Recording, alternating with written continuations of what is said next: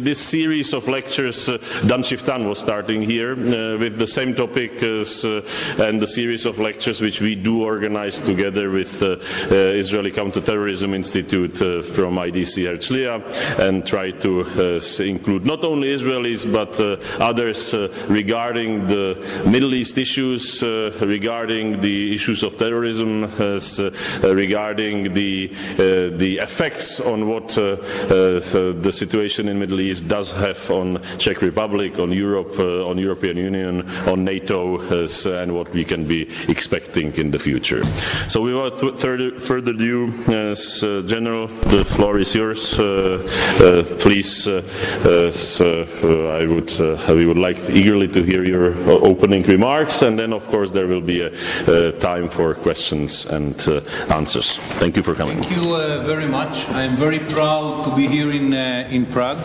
Yesterday I had half a day to walk around, and we have a very nice city. Today I visited some Jewish synagogues, and I saw the history of the Jewish community here. We have a lot to learn from that. But I want to speak about the Middle East, with all due respect. I try to understand what are the sources of the situation now in the Middle East. You know, the Americans have a phrase, they call it the perfect storm. It's something which is bigger than all the elements, and the elements are different, coming from many cases. At the end of the day, brings something much, much bigger into the world. And this is the situation now in the Middle East. And I try to understand what are the sources, what are the roots of this situation in the Middle East, which is something totally new. I'm in the business of the Middle East for the last 40 years. And such a transition, change in the Middle East. Nothing which we knew about the Middle East is not anymore relevant to the Middle East. Today I heard someone from the Arab world said that the Sykes-Picot notion that the lines which had been drawn by the Brits and the French after the First World War are not relevant anymore. Everything is changed. And the question is why and how it came to the world. And I think that the first step that we have to understand was the success of the Khomeini to take over Iran towards the end of the 70s in the previous century. And there were two main messages from this success. One was to the Shiite 15% minority in the Muslim world. A minority which was oppressed by the Sunnis for years, 100 years, and the message was clear. We are the new force in the Middle East. We are the dynamic one, and we can do it. And the message was all around the Muslim world. And you can see the results in Lebanon, Hezbollah, in Yemen, the Houthis, in Iraq, of course. As one Iranian guy said a few weeks ago, today the Shiites Iran have influence in 4 Arab capitals: Baghdad, Damascus, Beirut, and Sana'a. And it means there is a very dynamic negative force in the Middle East which promote terrorism, Hezbollah, Hamas, Islamic Jihad, and so on and so forth. Promote a destabilization, look all around, is ready to invest in far areas. Today you can find Iranians fighting in Syria. Hezbollah moved part of his forces from Lebanon into Syria to save the Alawite regime. So this is the message. Towards the end of the 70s, we the Shiites, unlike in the previous year. The second message was to the whole Muslim world. It's the first time in the modern history that a state was taken by mullahs, and the result is a regime which its basis is Islamic religious law. It's a Shiite one. But the message for the Muslim world was, yes, we, the radical Islamists, can control a state, a modern state, and run it successfully. That was very important because the dream of having states run by the Sharia, under the Sharia law, was very old, since the 20s in Egypt. But no one succeeded to materialize the dream. Here someone succeeded, and that was the message all over the Muslim world. Yes, we, the clerics, can run a state. And it is a very important message which still today run around the Muslim world. That was the first event. The second one was not connected, irrelevant to what happened in Iran, and this is the success of the Taliban to win the war against the USSR. A lot of help from America, and so on and so forth. But if you ask someone from the Taliban, who won the war against Russia, he will not mention the Americans. He will say we. And everyone in the Muslim world is is sure more than ever that the Muslim rebels in far Afghanistan were the most important factor in the collapse of the USSR. And that is very important because why? We, the Muslims, succeeded in a war against a superpower. And the immediate reaction in the Muslim world was, okay, what next? And you could hear the answer from bin Laden in Saudi Arabia, who said, okay, that was the first superpower, now we have to fight the second superpower, which made a world which we, the Muslims, don't like. He moved through Sudan into the Taliban, and now it's a joint venture between those who fought the first superpower and won the war, and now we are fighting against the second superpower, the only one which exists, which remains, America. And the end of this stage was the 9/11. The reaction of the Americans were in two places. One is Afghanistan, it's understood. The second one was in Iraq, less understood. But the results in Iraq are very profound because unlike Afghanistan, this is the center, one of the two centers of the Middle East, which has two centers, one in Cairo and one in between Damascus and Baghdad. And the consequences of this stage is very clear. Disappearance of Saddam Hussein, bad government in Iraq, vacuum on the northwest part of Iraq, and a place for another organizations to come in, and they use this third part of the Arab Spring in Syria, and the results are members of ISIS taking control on this area. But it is a direct consequences of the move of the Americans against Saddam Hussein, the pulling out of the forces too early, building or allowing bad government to control the area, and the result is friction between Sunnis and Shiites and a place for ISIS to come in.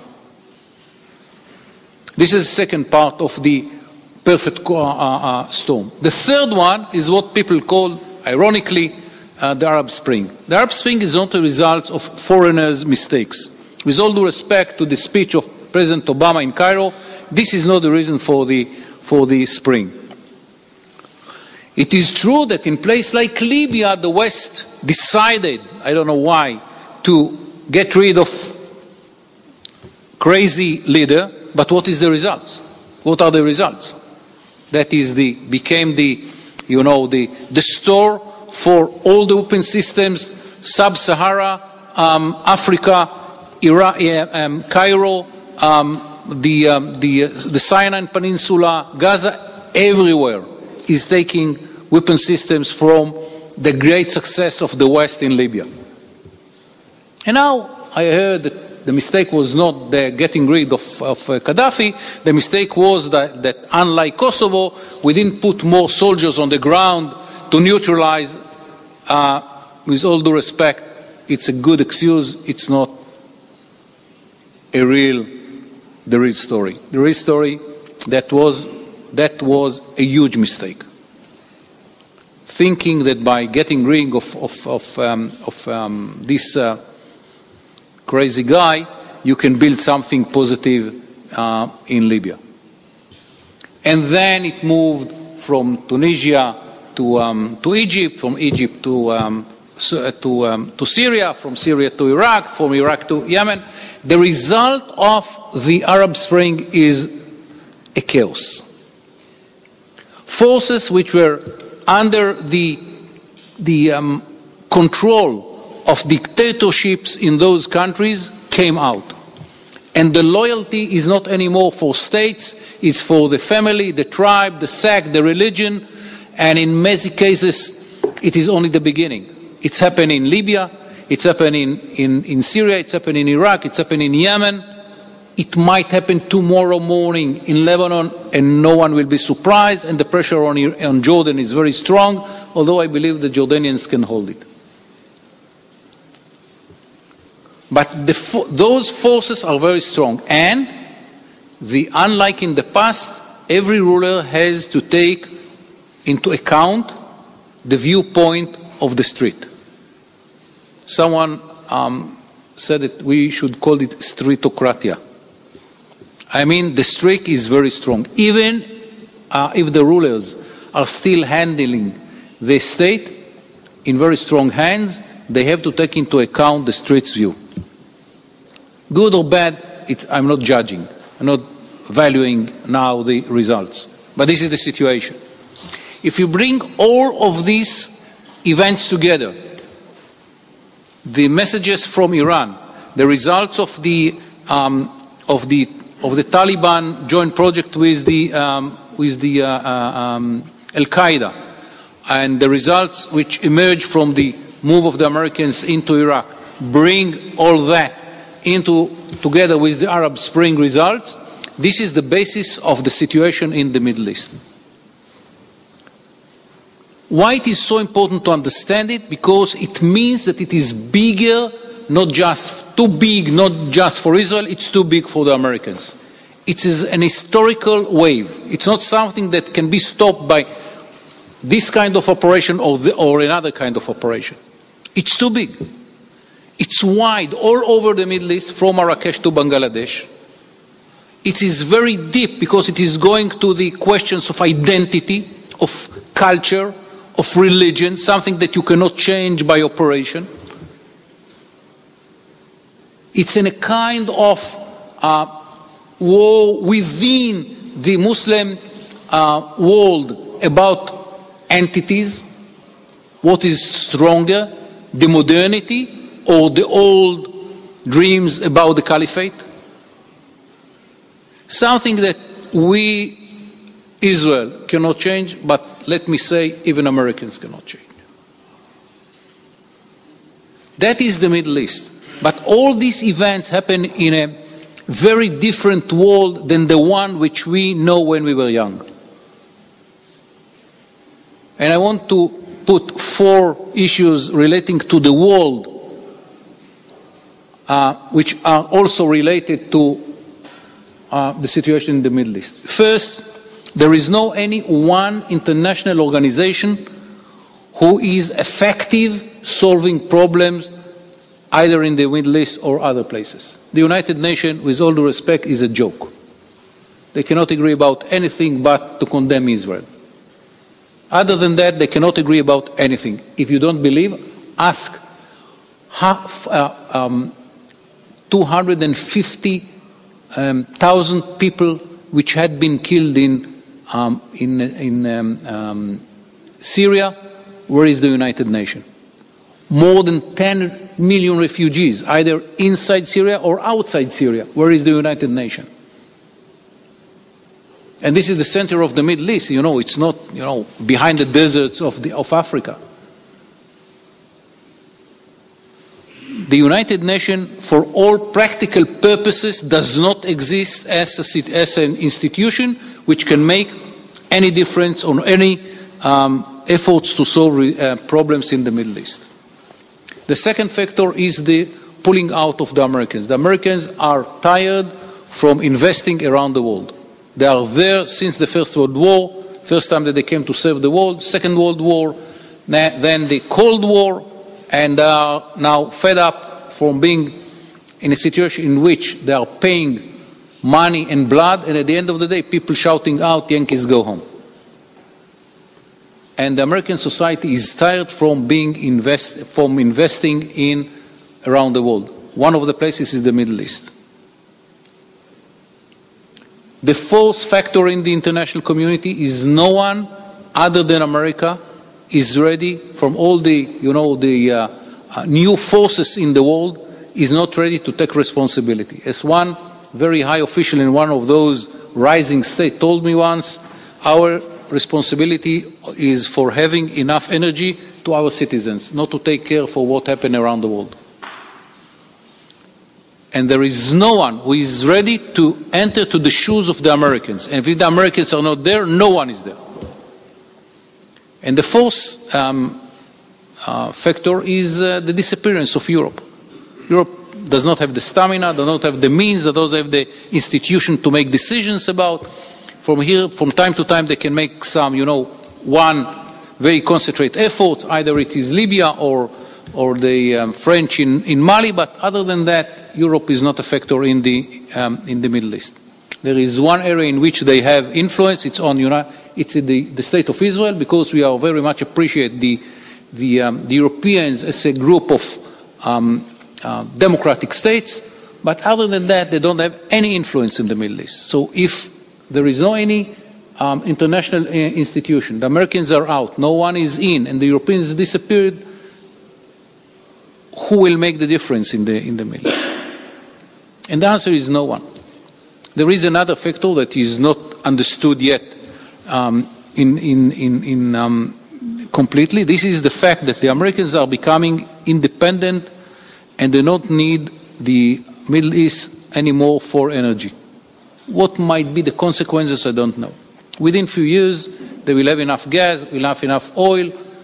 Within America, I mean, between Mexico and Canada, and what will be the consequences of this independence, which is new after more than 100 years of being very much dependent on energy from the Middle East, might be a huge difference for the Americans, contributing to their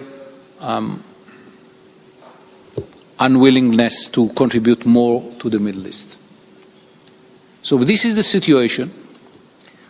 What is the consequences for Israel?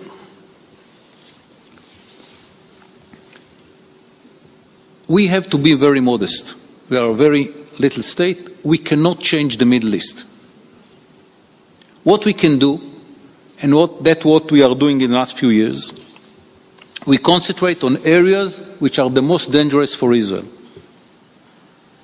And if you read from time to time that something belongs to Hezbollah was disappeared in Syria, this is something which is kind of might be a game changer, and we thought that this is something that was the efforts to be eliminated. No question that from our point of view, the most dangerous issue is nuclear Iran. And this is why, in this issue, we are very determined. We will not let Iran to be nuclear. Iran is the most negative dynamic force in the Middle East. And when the Iranians are saying that they want to destroy the state of Israel, we believe them. And this is why we're determined to prevent Iran from being nuclear. But we cannot change the Middle East. People ask, why don't you do something against ISIS and against helping the rebels in Damascus? And so, no, it's not in our hands. We should be very modest. If we identify something which is very dangerous to Israel, we try to eliminate it. We focus on those areas, which for us are important. And we know that we are living in a Middle East which might change tomorrow. And when people are saying, okay, why you don't go on with the Palestinians, it's a fantastic opportunity for you because of the interest of other Arab countries. Because we understand that we might sign an agreement with one guy and 2 years later we might find there another guy. And if we sign with Abu Mazen, the year after we might find there Hamas, or 2 years later we might find there ISIS. So with whom to have an agreement with? And this is why when it is coming to negotiations with the Palestinians, we are so strong about our security needs, and why we think that without security elements within an agreement, it's better to be without an agreement.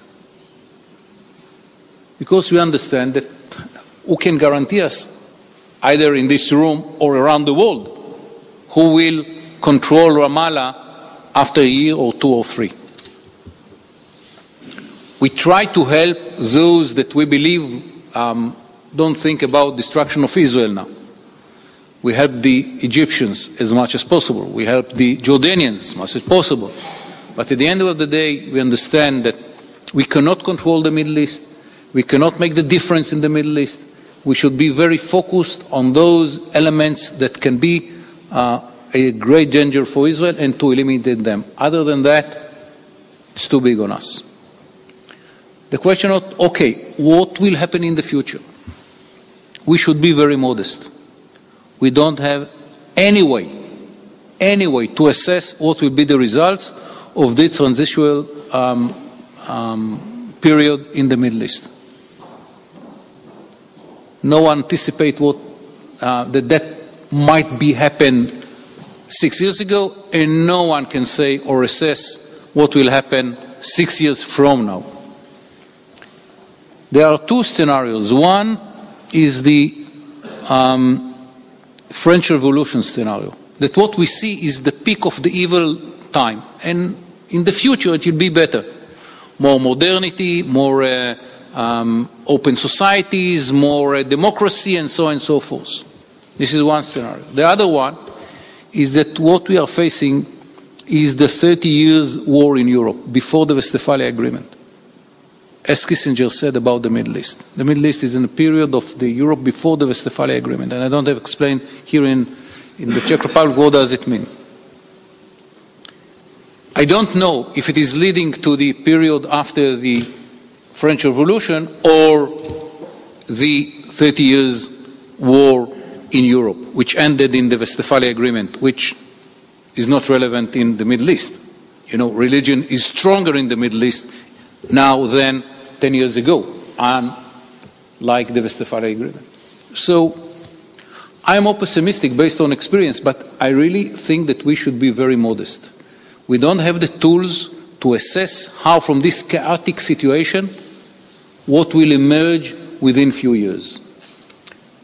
The assumption for Israel is that we will have to face very problematic situations in the future, and we invest in what is needed to defend ourselves.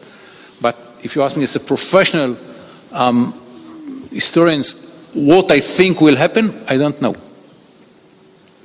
I'm pessimistic based on my experience. You know what is the difference between optimist and pessimist in the Middle East?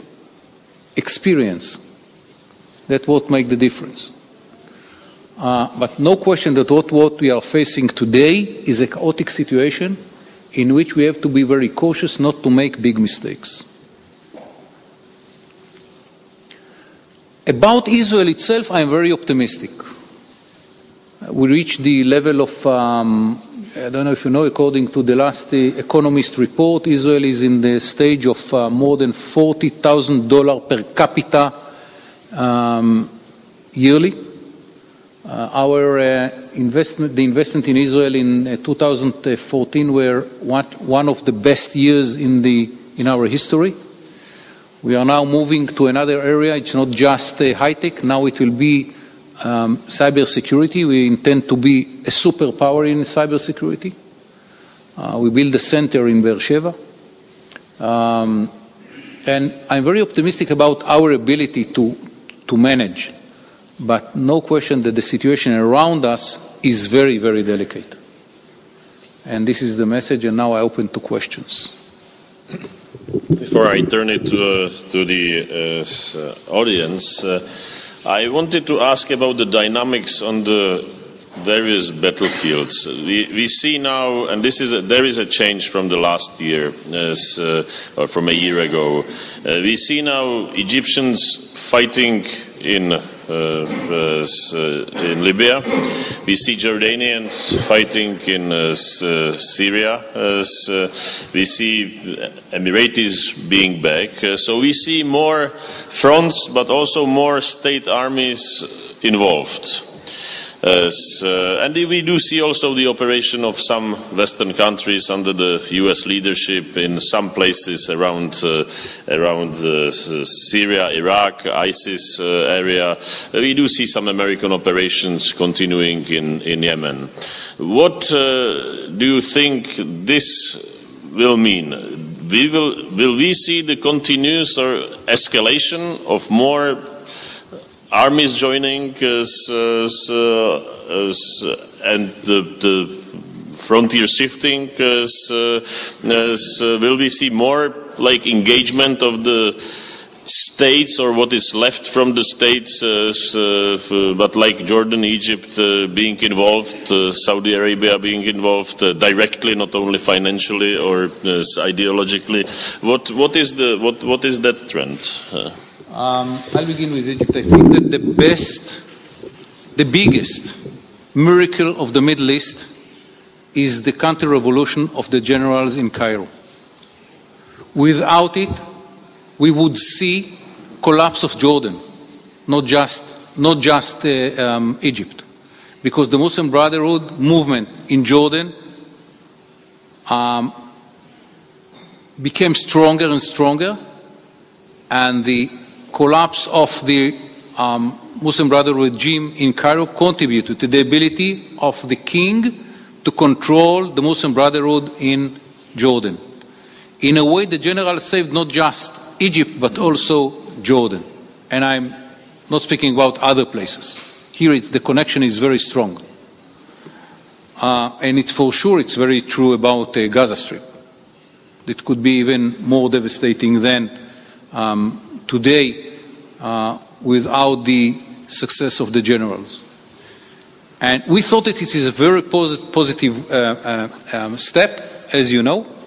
We try to help the generals when they have to convince the Congress in America that this is a positive step, not a negative one, that technical elections is not democracy, and the Muslim Brotherhood didn't have in their mind a real democracy, something else, totally different. And I think that this is a very profound change. The fact that the Egyptians decided to go against the Muslim Brotherhood. They understood that if they're not doing it, then it will be a Turkish situation in which the army lost the ability to influence. And look what happened in Turkey. The longest test of making a secular state in the Muslim world collapsed. And Erdogan regime is becoming more like Muslim Brotherhood regime every day. And from the Middle East point of view, it's a very bad situation. This is why, by the way, none of the Arab countries like the intervene of the Turks in the Middle East. They have in mind the Ottoman Empire and they don't want it again.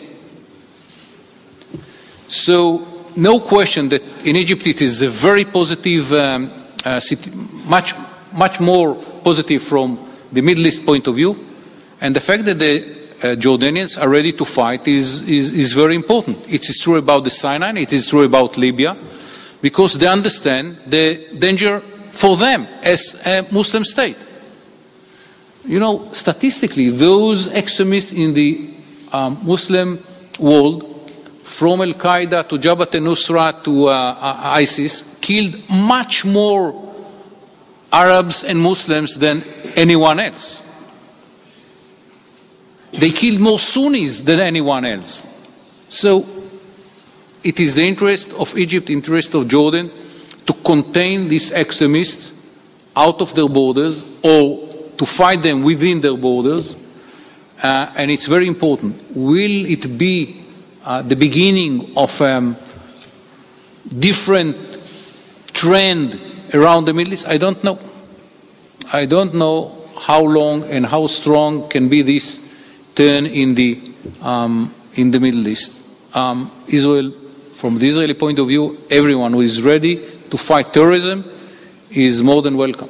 We are doing it in the last 40 years, and everyone who joined the club of fighting terrorism is a very welcome member. How long and how strong depends on them.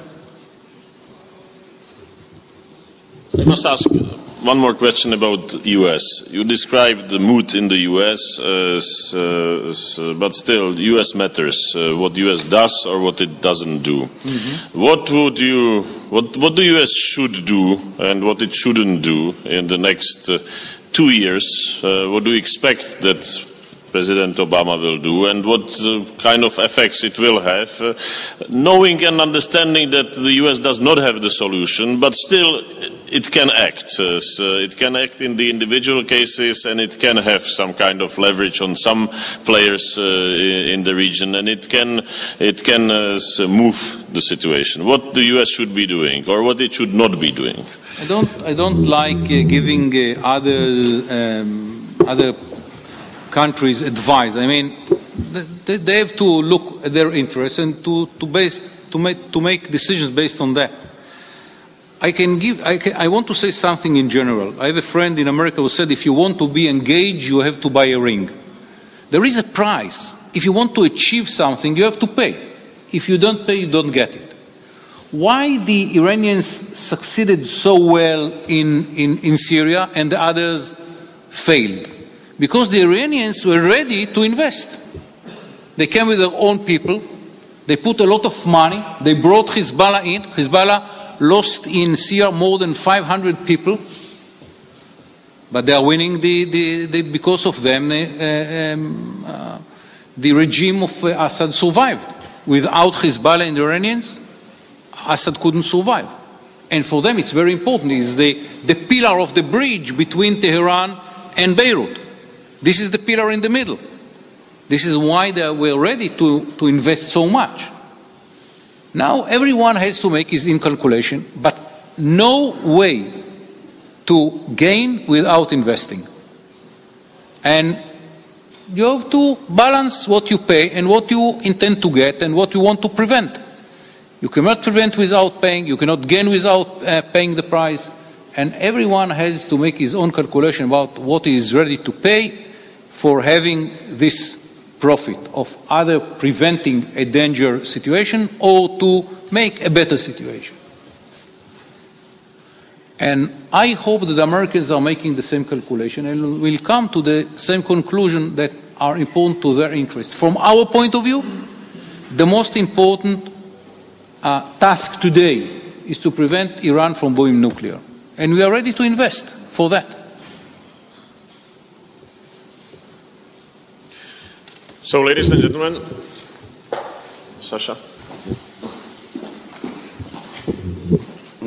Thank you very much. It was an excellent presentation, in-depth analysis.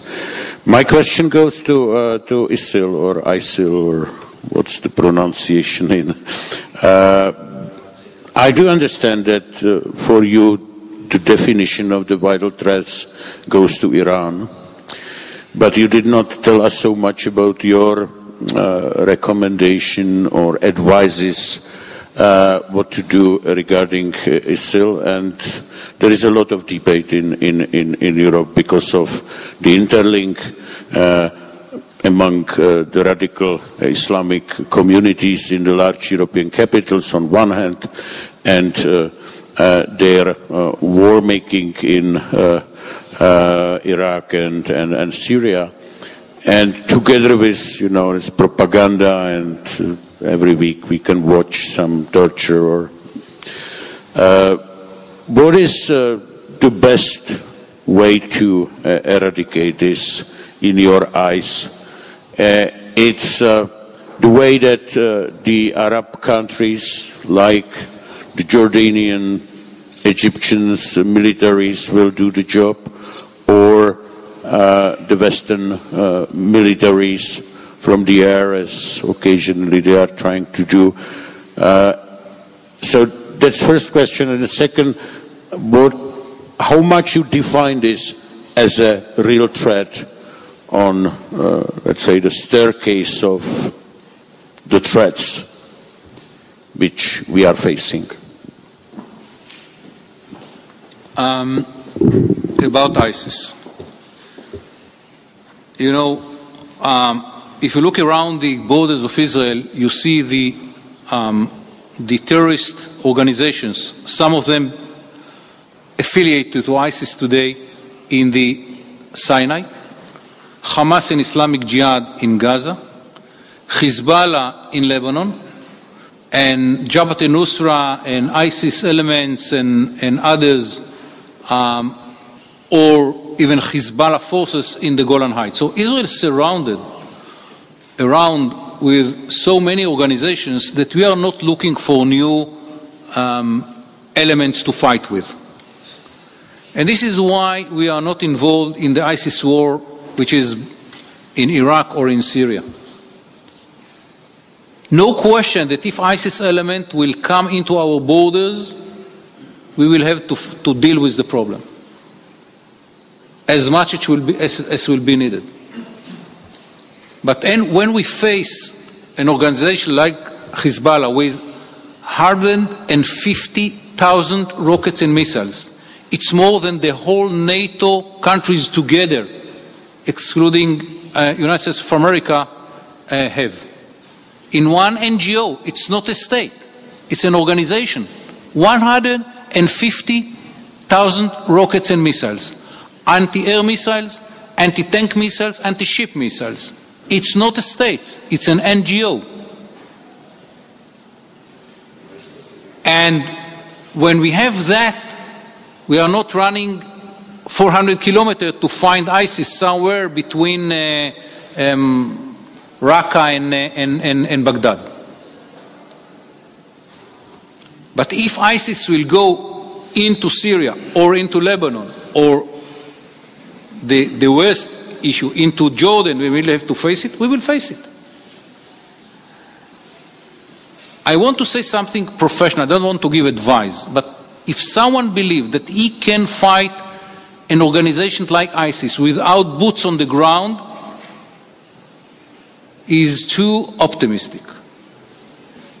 If that will be an Iraqi's boots or others' boots, it doesn't matter. But you cannot fight such an organization without boots on the ground. So in Iraq, there is a basis. The Iraqi army is ready slowly to take responsibility. But who will do the job in Syria? So ISIS is a very complicated enemy because there is one big area north of Syria in which is a no man's land, and there is no anyone who is ready on the ground to take responsibility to fight ISIS. And with all due respect to the coalition, air forces are not enough without without boots on the ground. And I understand the tactics in Iraq in which they build the capability of the Iraqi army, and they use the Peshmerga, the Kurds, and so on and so forth. But who will do the job in Syria? It's unknown. No question that helping states like Jordan and Egypt to fight ISIS when they can and when they want is very important. The more that help will be given to those states, and they will take more responsibility, each of them around its own area. It is either in the Sinai Peninsula and Libya when it is related to Egypt, or in Syria when it is related to Jordan, the better. They are both countries understand the threat to their own existence from those extremist elements, and they are ready to fight. So the more help that they will get, the better.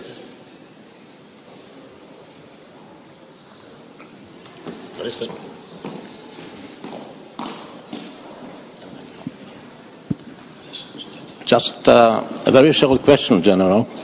Look, you mentioned before a kind of rising power vacuum in the Middle East, okay? Now tell me, with this resurrection of Russian power, this aggressive power, aren't you concerned that Russia might try to fill up this gap?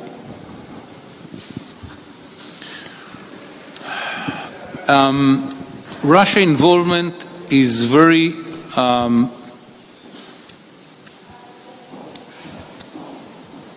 important in one place, in Syria.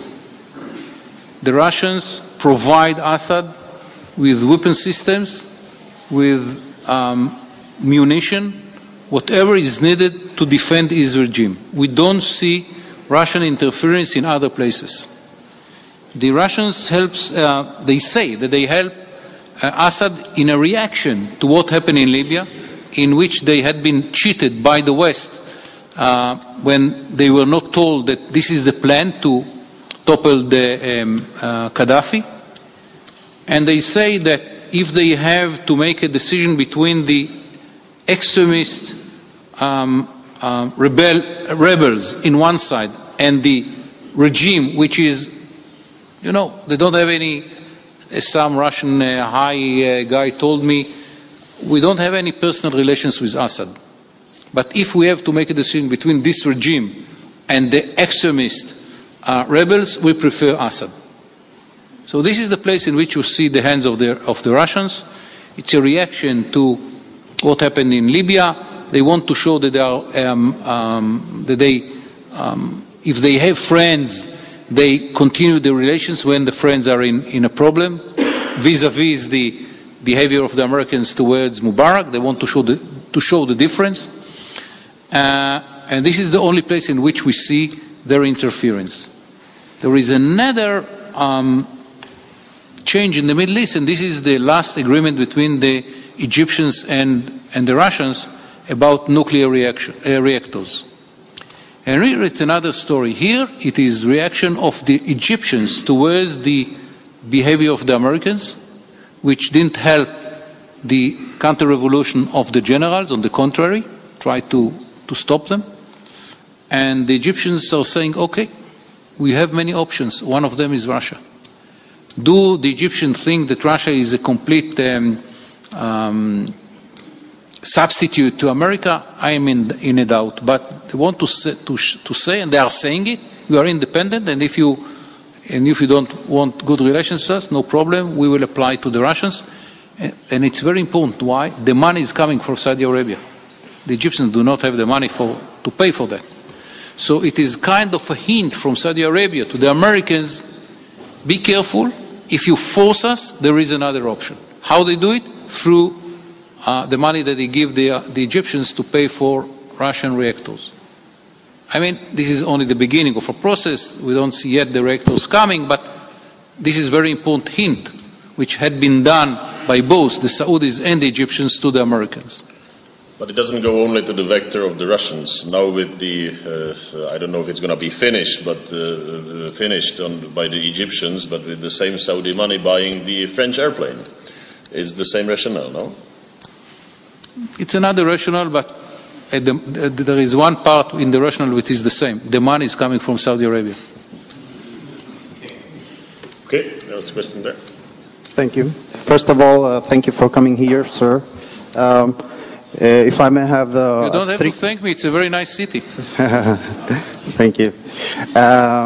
If I may have 3 questions, please. First question, do you think if the international law was abided from all sides, from all countries in the region, do you think it might solve all conflicts in the Middle East, let's say?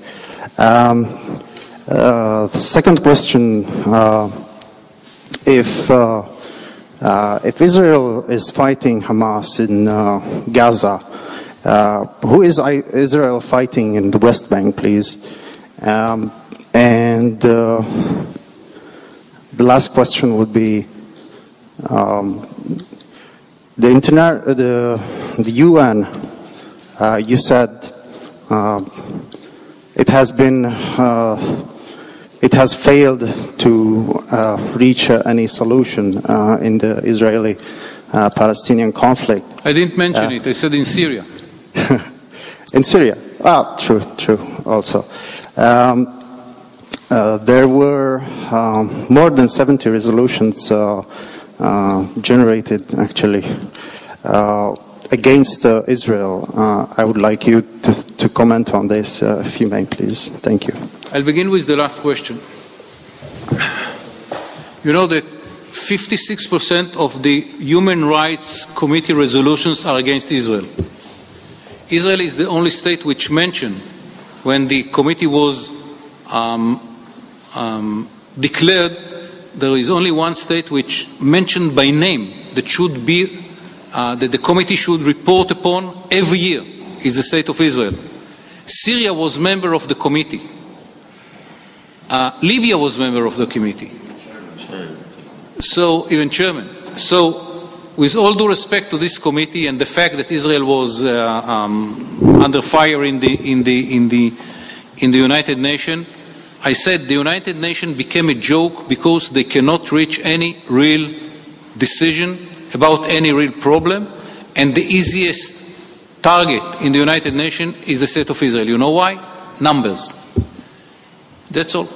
In the United Nations there are 193 members. The biggest group of the United Nations is the non-alliance group, 123 members. The Muslim countries are 57 members within the non-alliance group, so almost 50%. If tomorrow the Palestinians will come with a decision to the General Assembly that the sun is shining in Israel in the West, they have majority. So with all due respect to, you know, that Zionism is racist. All this nonsense, they have the majority, so they can play it. And they are playing it. And Abu Mazen is going to the United Nations one, he can get everything without giving anything. So, why shouldn't he? I mean, but at the end of the day, because of that, the United Nations is losing credibility. That will happen, by the way, to the ICC. If the ICC begin to take Israel to court, the only real open society from Marrakesh to India, the only one in which the Supreme Court judge who is responsible for the whole election in Israel is an Arab judge. The one who sent our president and might send our prime minister to jail is an Arab judge. So, if at the end of the day, in the Human Rights Committee or in the General Assembly, Israel is the easiest target, they are losing credibility, that's all. It's not hurt Israel. We are not taking it seriously. Everyone knows that we are not taking it seriously. And everyone expects that we will not take it seriously. This is very easy. We don't like it. But we have to live in a real world. In the real world, the hands of Sudan and Iran and Syria and Libya is the same vote in the General Assembly like the Czech Republic, United States of America and Switzerland. These are the facts of the world, and we cannot change it. What was the other question? West Bank. Yes. The West Bank is very interesting. You know that in 2002 we had in 1 month 122 Israelis who had been killed by suicide bombers who came from the West Bank and reconquered the West Bank afterwards.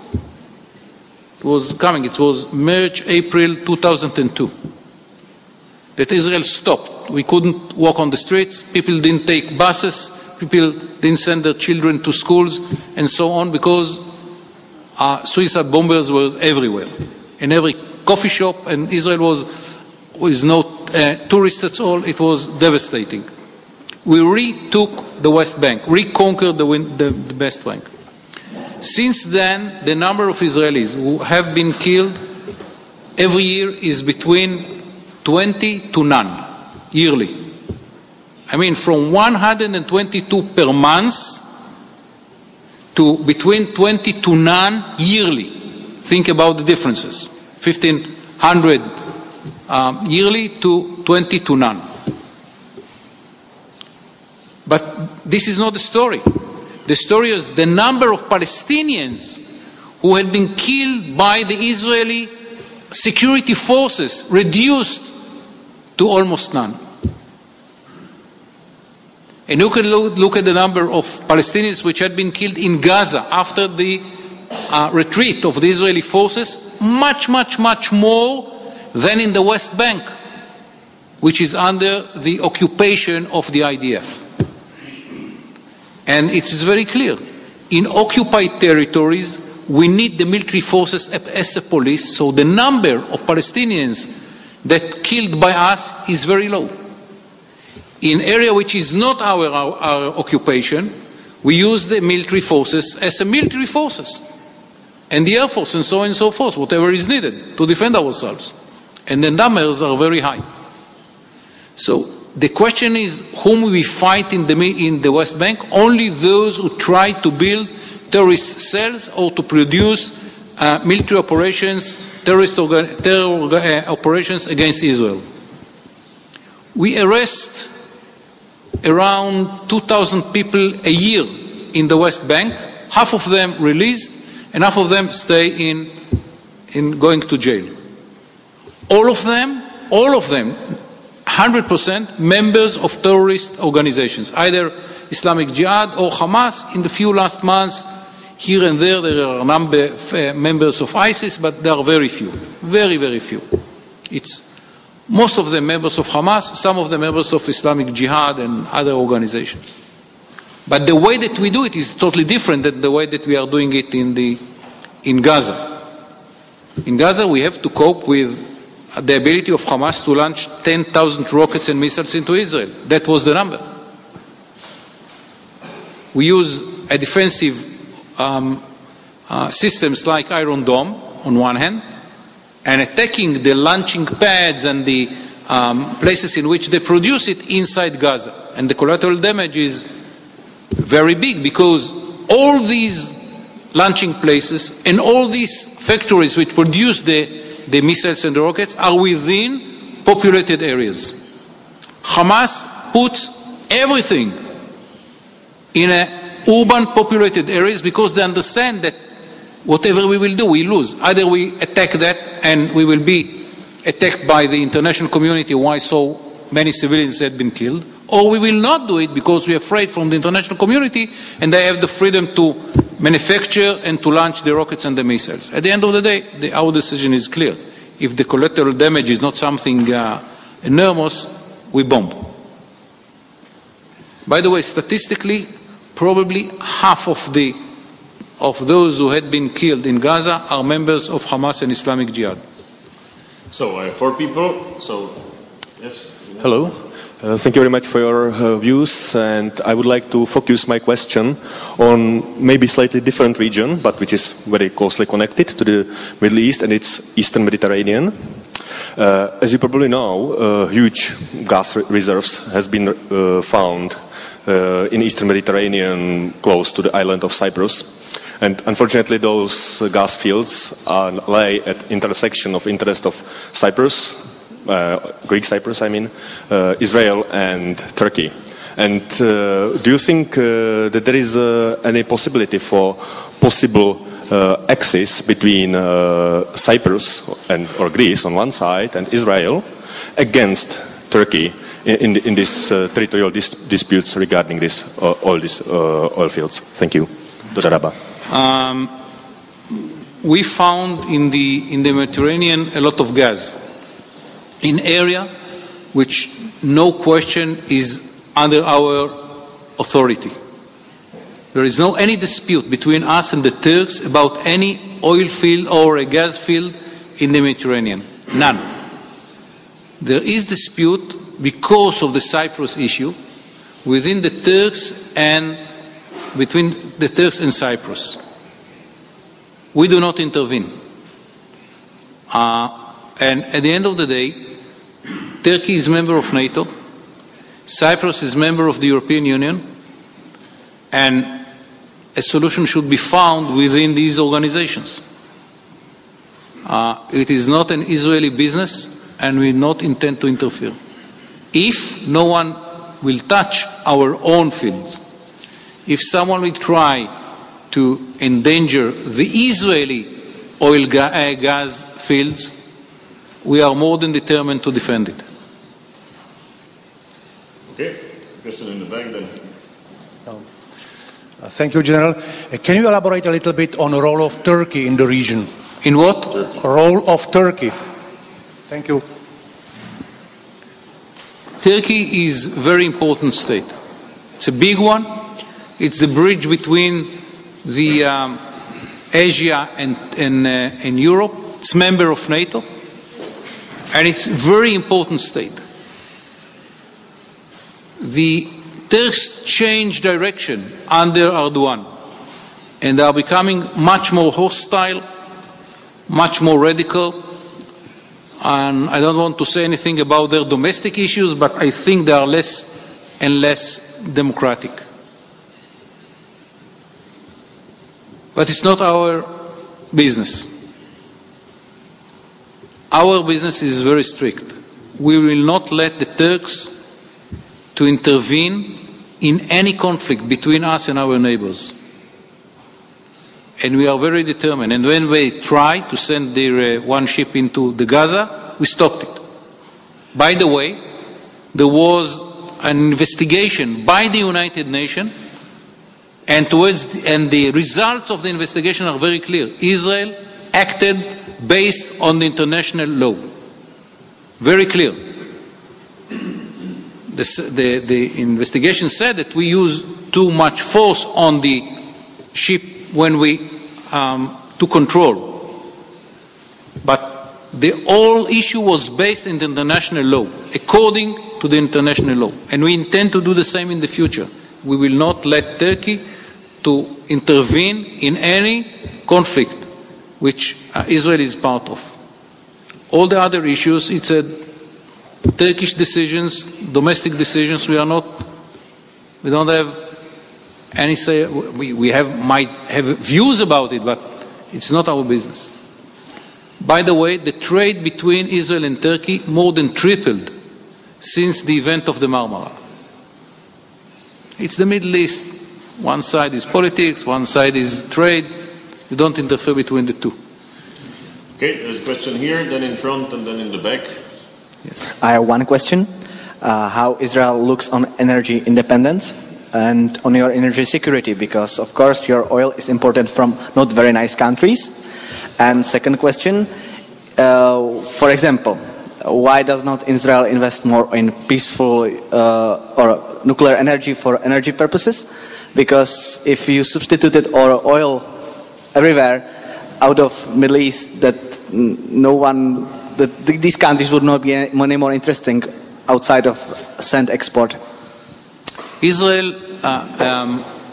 electricity system will be more and more independent, because it will be on our gas, which had been found in the Mediterranean.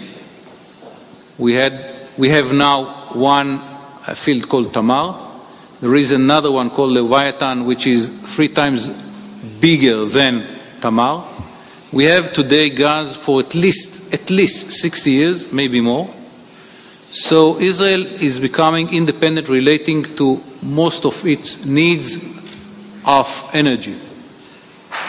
And because of that, the need for nuclear electric power reactor is less needed today than 20 years ago, but maybe in the future. We are not excluding it. But today we are building our energy needs based on what we found in the Mediterranean.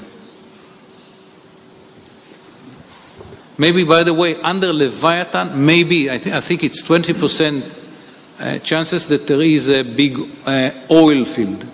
But it's very, very deep under the water. Charles Ross, European Anti-Corruption Center. Thank you, General, for your excellent presentation. As we've seen in the past year of the Russian invasion of Crimea and the Russian war against Ukraine in the Donbass, the importance of covert financing of organized crime groups and collateral groups that are not so organized but equally well financed has become significant and indeed essential in what ISS published last week in the Mill Bal about the growth of hybrid war, which of course is what we're seeing in the Middle East. I'd like to ask you, please, from your professional perspective, how do you see the growth of the use of black money and non-traditional funding sources for financing international terrorism in the Middle East? Thank you. It's a very good question. You know, we tried to convince the world for years to help itself to fight terrorism through tracing transition of money all around the world. And no question that Hezbollah, Hamas and others are using it. And today I understand it's part of the abilities of ISIS to bring money in and to sell and to get enough money for its operations. Although it's not our focus, of course. Our focus is Hezbollah, Hamas, Islamic Jihad and so on.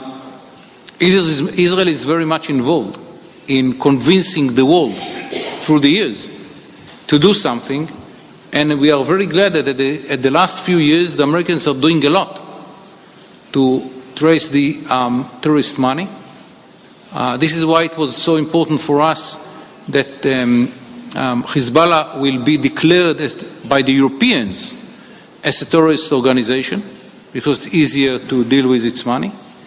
And this is why it's so important that the declaration of Hamas as a terror organization will also remain in the European Union, because it makes the life of those organizations much problematic when after they hadn't been declared as terror organizations, it's easier to deal with their money. And I think it's very important. And we have to thank our good friends in America. They did a lot to change the attitude of the world towards terrorist money. And they are doing very well, very good job. So, three last questions. One, then behind you, and then Mr. Sedlacek, and we will be closing down. General, 2 years ago I've been supposed to prepare myself for a lecture on mass casualty treatment, which I had actually at Masaryk University in Brno. So I've been forced to go myself deep into literature and studies and so on. So I found that, for example, in 2010, the second one, actually in Saddam Hussein Air Forces proclaimed for the magazine The Sun in America that the stockpiles, the former stockpiles of chemical warfare agents has been transferred from Iraq probably to Bika Wadi, which is actually controlled by Hezbollah. Well, when I was in Israel, I saw, let's say, especially in Tel Aviv and Jaffa, a lot of people coming from Africa, you have the problem with the migration. So let's say that people at Gaza or at the Strip or West Bank, but the Palestinians might be controlled, let's say. But what about the infiltration of such people to the Israeli community? Thank you. Israel is the only first world country which you can walk to from Africa. There is no other such country. So we found that because of the job seekers in Africa are moving through Egypt into Israel for jobs, and the numbers became higher and higher. So we decided to stop it. And we have now what we didn't have in the past, a full fence from the Mediterranean to Eilat, to the Red Sea. And the number of infiltration job keepers into Israel was reduced to none. From the past, we have today in Israel around 60,000 people from Africa, which are in Israel for a few years. The number slowly reduced because we moved them back to Africa. Israeli democracy, you cannot force them to do it, you have to convince them, you have to pay for that, but slowly we are eroding the numbers. At the end, we will find ourselves that we have to embrace into Israel, I don't know, few thousands, I don't know the number. And so it's not anymore the same problem that we faced a few years ago. It is now, today, it is zero immigrants from Africa into Israel. Yeah, you said that Israel acted according to international law during... We try at least. Yeah, during the brutal attack on the peace flotilla, unarmed flotilla in the Mediterranean. Just want to ask you, why don't you act according to international law on the West Bank when you're building illegal settlements, even according to United States, not only according to United Nations?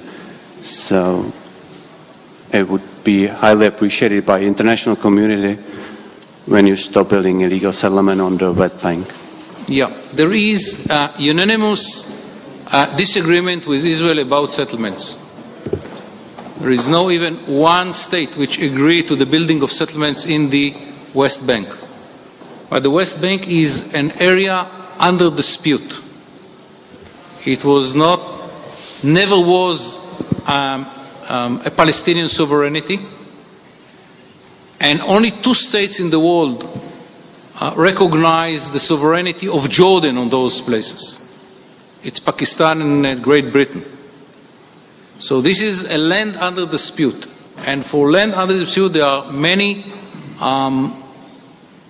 legal experts which say that Israel has the right to build there. But anyhow, we didn't annex the West Bank into Israel. We annexed only Jerusalem. We didn't annex the West Bank to Israel, and we know that it is under dispute and should be negotiated. And the results where it will be an Israeli area, when it will not be an Israeli area, will be agreed after the negotiations or through the negotiations. So I know that internationally it's a huge problem for Israel, but there are many legal experts who are saying that because it is a land under dispute with no sovereignty before the 67 war, Israel has the right to build there. And I know that many other legal experts do not agree. But anyhow, this is why Israel did annex the West Bank, and it understood to everyone in Israel that it will be agreed only through negotiations. Some Israelis believe that after the negotiation it will be an Israeli part of Israel. That's what they want. Many Israelis, I think the majority, but I don't know, think that at the end it will not be part of Israel and we will have to evacuate some of the settlements, as we did in Gaza or in the Sinai. And we did it twice in our history. First after the agreement with the Egyptians, second after the unilateral retreat from Gaza. And this is the strength of democracy. If will be an agreement which will be approved by Parliament, by the government first, and then by the Parliament, and according to the Israeli law, it should go to a referendum and will be a majority in the referendum. And I believe that if it will be a good agreement, will be a majority in the referendum, we will evacuate what should be evacuated, as we did twice in our history. So, Mr. Sedlacek, and last but not least, we must then give the floor to our Kurdish friend with a question. I have only simple 2 questions.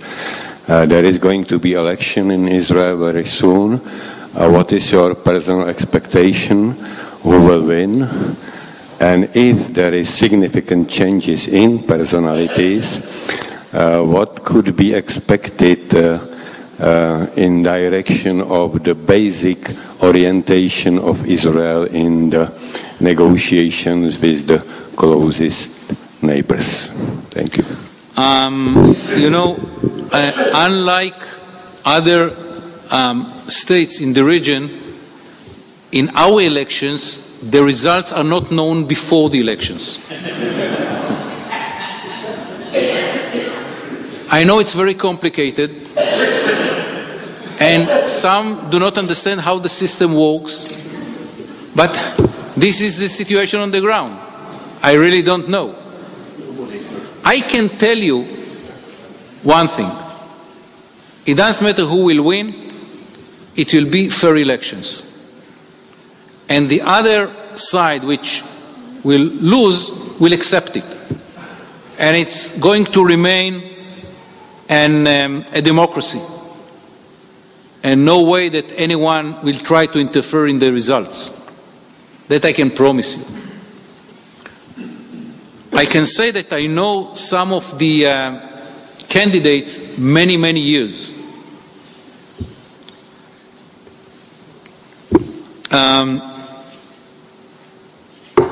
There are some areas in which nothing will change. For example, having very good relations with the guy who's supposed to be the defense minister if the opposition will win, and knowing very well the one who is going to be the defense minister if the this government will win again, I can tell you that about security of Israel, the difference, the gap between them is very narrow, if it exists at all. I'm not sure that there is any gap. So the security demands of Israel will not change. I can tell you that about refugees going back to Israel, one of the candidates in the opposition is even stronger than the present prime minister. So that is also something which will not be different. I think it will be more on the nuances and maybe about settlements. Where is the guy? About settlements. The Labour government will be less provocative and less support with less support with the settlements. But about the negotiations, not about the settlement, about the negotiations, I don't see too many differences. So, if you are optimistic about negotiations, you should be, even if the right wing will win. If you are pessimistic, there is no any reason to be more optimistic if the Labour will win. But the truth, I don't know who will. Last question, please. Dobrý večer, jmenuji se Ismail, jsem z části syrského Kurdistánu. Pane generále, vy jste zmínil, že klub demokratů, a vy jste zmínil také, že spojenci nevyřeší veškerý boj proti ISILu, pouze část boje. Víte, Kurdové, který víceméně nejvíc bojovali, Kurdové, kteří bojovali v Kubáni a který pěšmerge, který bojovali. Teďka řeknu něco o Kurdech. Kurdové jsou, já nebudu říkat ani bohužel, ani bohodík, že jsou islamisti, 80% jsou islamisti, zbývající jsou Izidové, kurdský Izidové, nebo kurdský křesťanů, nebo kurdských židů. I přesto, že islamský, jako Kurdové jsou většinou jsou islamu, v armádě je 40% dívčat, kteří bojovali proti ISILu. Já nevím, co v tom klubu děláte, jestli dáváte i pomoc materiální, jestli jste pomáhali Kurdům v boji proti ISIL. Kurdové, což vím, bojovali pouze puškama a kalanšíkovama, než ISIL mělo veškeré zbraně. Víme, že Maliki nechal generálům otec a přenechal ISILům veškeré zbraně, až tanky, až rakety. Co vy řešíte v tom klubu? Jakým způsobem pomáháte? Děkuju.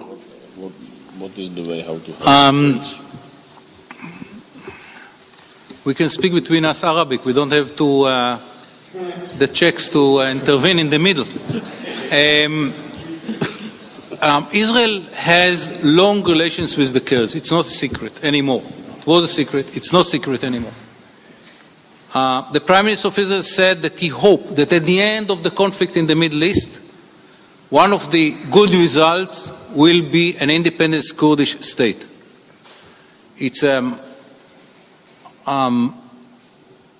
big nation, very important one, very old one, with very good relations with Jews in the past and with Israel in the present, and no one will be happier than Israel if at the end of the conflict the Kurds will find solution to their own need for independence. Where will be the borders? What will be the... We are not going into these details. It's not us to make the decision. We very much appreciate the way that the Kurds are fighting against ISIS and others. We admire the way that the Kurds are handling their business in this chaotic situation. But it is not Israel who can make the difference for the Kurds. And the world should be more responsible and more respective to the needs of the Kurds. And to help the Kurds as much as possible. And yes, without the help of the United States of America, maybe more Kurds were might be in a situation of being annihilated by the ISIS. And we have to thank, all of us, to thank the United States of America for doing what America did to help the Kurds. Is it enough? Probably not. And the Middle East will be much better with the independent Kurdish state in this area. But it is not in the hands of Israel. As I said, the whole issue of the Middle East is too big on us. We, as a little state in the Middle East, cannot make the difference. And the world should be responsible enough and strong enough to make the right decisions, not just about the Kurds, about the whole Middle East chaotic situation. Thank you very much. Well, thank you very much.